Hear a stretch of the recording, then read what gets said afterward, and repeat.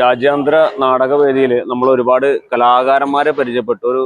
അപ്പൊ അങ്ങനെ ഇരിക്കുമ്പോഴാണ് ഒരു കായിക താരത്തെ നമ്മൾ പരിചയപ്പെടുന്നത്. സ്വപ്ന കേരളത്തിൽ നിന്ന് എല്ലാ രാജ്യത്തിന്റെ വിവിധ ഭാഗങ്ങളിൽ നടക്കുന്ന മാരത്തോണുകളെല്ലാം ഓടിയിട്ടുള്ള കേരളത്തിലെ ആദ്യത്തെ വനിതയാണ്. തൃശ്ശൂർക്കാരിയാണ്, ബേസിക്കലി വരവൂക്കാരിയാണ്. ഇപ്പൊ കോലഴി താമസിക്കുന്നു. സ്വപ്ന, എന്തൊക്കെയുണ്ട് വിശേഷങ്ങൾ? ഈ നാടകമൊക്കെ കാണാൻ ഈ ഓട്ടത്തിന്റെ ഭാഗമായിട്ടാണോ? ഓട്ടം മാത്രല്ല, എല്ലാതും എൻജോയ് ചെയ്യുന്നതിന്റെ കൂട്ടത്തില് ഓട്ടത്തിലേക്കും അതിന്റെ കൂടെ തന്നെ നാടകം, അതുപോലെ ഡാൻസ്, എല്ലാ പരിപാടികളും ഉണ്ട്. അപ്പൊ അത് ഇതും കൂടി വന്നു എന്ന് മാത്രം. ഇന്ത്യയിലെ വിവിധ മാരത്തോണുകൾ ഓടി, ഡൽഹി, കൊൽക്കത്ത, ബോംബെ, വിവിധ മെട്രോ നഗരങ്ങളിലൊക്കെയുള്ള മാരത്തോൺ ഓടി, കേരളത്തിൽ ഓടി, അങ്ങനെ ജീവിതം അങ്ങനെ ഓടിക്കൊണ്ടേയിരിക്കണം. അതെ, അതൊരു രസമല്ലേ? കാരണം നമ്മുടെ ആരോഗ്യം നമുക്ക് സംരക്ഷിക്കാം, അതുപോലെ നമുക്ക് ഒരുപാട് സ്ഥലങ്ങൾ കാണാം, ഒരുപാട് ആളുകളെ കാണാം. അതേപോലെ തന്നെ നമുക്ക് ഒരു മാരത്തോൺ ഓടുക എന്ന് പറയുമ്പോൾ അതിന്റെ ഫിനിഷിംഗ് ലൈൻ കടക്കുമ്പോഴുള്ള നമ്മുടെ ആ ഒരു സാറ്റിസ്ഫാക്ഷൻ ഉണ്ടല്ലോ, അത് വളരെ വലുതാണ്. അപ്പൊ അങ്ങനെ ഓടിയിട്ടാണ് ഇപ്പൊ നമ്മള് പ്രോഗ്രാം സ്ലാം ഫിനിഷ് ചെയ്തത്. അത് നമുക്ക് ഇന്ത്യയിലത്തെ 4 മേജർ മാരത്തോണുകളാണ്. ആ 4 ഇന്റർനാഷണൽ എലൈറ്റ് റണ്ണേഴ്സ് പാർട്ടിസിപ്പേറ്റ് ചെയ്യുന്നതാണ്. അത് ഫിനിഷ് ചെയ്ത ആദ്യത്തെ കേരളത്തിലെ വനിതയാണ്.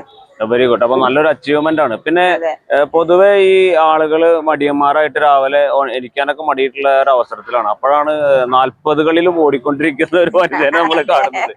40 കഴിഞ്ഞ പ്രായത്തിലൊക്കെ സാധാരണ സ്ത്രീകൾ ഓടണമെന്നില്ല, വീട്ടിലെ കാര്യങ്ങൾ ചെയ്യാൻ, ജോലിക്ക് പോവുക, ഒരു ഇതല്ലാണ്.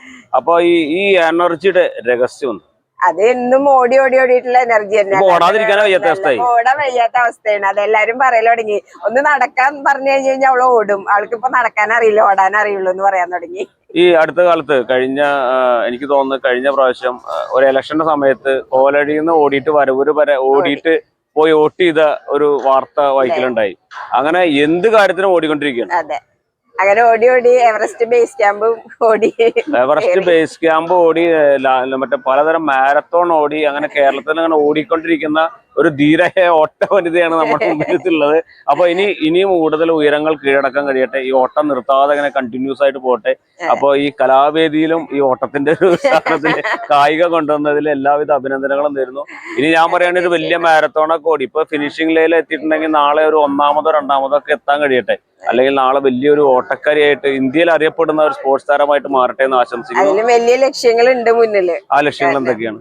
നമ്മള് അയൺമാൻ എന്ന് പറയുന്ന ഒരു ടൈറ്റിൽ ഉണ്ട്. അത് ഇന്ത്യയിലില്ല, പുറത്തു പോയിട്ട് ചെയ്യണം. അതെന്ന് പറഞ്ഞു കഴിഞ്ഞാൽ ഒരു 3.8 കിലോമീറ്റർ കടലിൽ കൂടെയുള്ള സ്വിമ്മിങ്, പിന്നെ ഒരു 150 കിലോമീറ്റർ സൈക്ലിങ്, പിന്നെ 42 കിലോമീറ്റർ നമ്മുടെ ഫുൾ മാരത്തോൺ. അതെല്ലാം കൂടി സീക്വൻസ് ആയിട്ട് ഒരൊറ്റ ദിവസം തന്നെ 16 മണിക്കൂറിൽ ഫിനിഷ് ചെയ്യണം. അപ്പൊ അതിന്റെ ട്രെയിനിങ് എടുത്തോണ്ടിരിക്കുകയാണ് ഇപ്പൊ. Very good. അപ്പൊ എല്ലാവിധ ആശംസകളും നേർന്നു. അപ്പൊ ജി ലൈവ് മീഡിയയ്ക്ക് വേണ്ടിയിട്ട് നമ്മൾ സ്പോർട്സ് താരത്തെയും കൂടി രാജ്യാന്തര നാടകവേദിയിൽ കണ്ടെത്തിയിരിക്കുകയാണ്. വിശദ വിവരങ്ങളും വലിയ കാര്യങ്ങളൊക്കെ ആയിട്ട് ഞങ്ങൾ വീണ്ടും സ്വപ്നയിലേക്ക് വരുന്നതാണ്. അപ്പൊ തൽക്കാലത്തേക്ക് ഇവിടെ എല്ലാവിധ ആശംസകളും നേരുന്നു. പിന്നെ എന്റെ ക്ലാസ്മേറ്റ് കൂടി ആയതുകൊണ്ട് എനിക്ക് വളരെയധികം സന്തോഷമുണ്ട്. കാരണം നാട്ടുകാരിയാണ്, ക്ലാസ്മേറ്റാണ്, കൂട്ടുകാരിയാണ്. ഞങ്ങൾ 1ാം ക്ലാസ് മുതൽ ഒരുമിച്ച് പഠിച്ചവരാണ്. അപ്പൊ ഇവളുടെ ഓട്ടത്തിൽ എവിടെയെങ്കിലൊക്കെ നമുക്ക് എത്താൻ പറ്റട്ടെ എന്ന് ഞാനും ആശംസിക്കുന്നു. അപ്പൊ എല്ലാവിധ ഭാവുകങ്ങളും. വീണ്ടും കാണുന്നവര് വണക്കം, നന്ദി, നമസ്കാരം.